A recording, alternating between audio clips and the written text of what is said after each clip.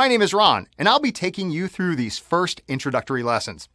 I'll show you exactly what financial markets are and how they work. Now, a financial market isn't all that different from a food market, a flea market, or really any other kind of market. It's a place where people come together to buy and sell stuff to one another. But instead of food, what we're dealing with here is financial assets, financial things.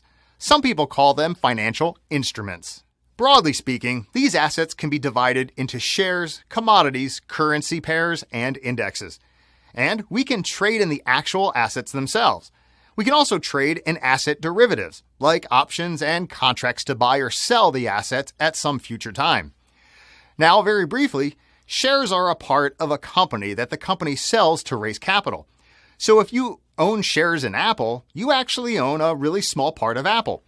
And you'll be getting a share of their profits on a regular basis, unless, of course, they lose money.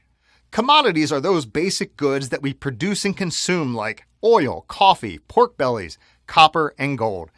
Currencies are what we use to buy things.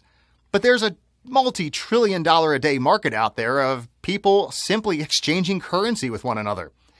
Indexes are a measure of stock markets, construction industries, public sentiment, and more. And although you can't really trade in an index, you can trade options and CFDs that track them. And as I said, you can trade options and contracts that enables you to invest in the asset's value rising or falling. Now, people have been trading ever since they've had things.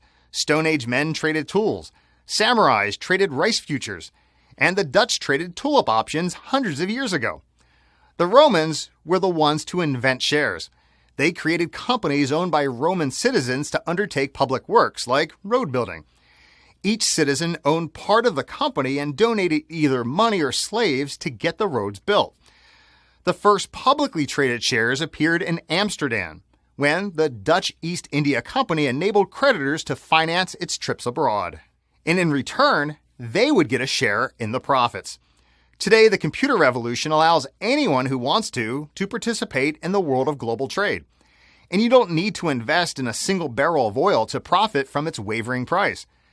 Your PC lets you see the latest news and financial announcements from the furthest corners of the earth. And a host of online platforms enables you to invest in anything from the euro-dollar exchange rate to shares in Amazon to the NASDAQ and gold.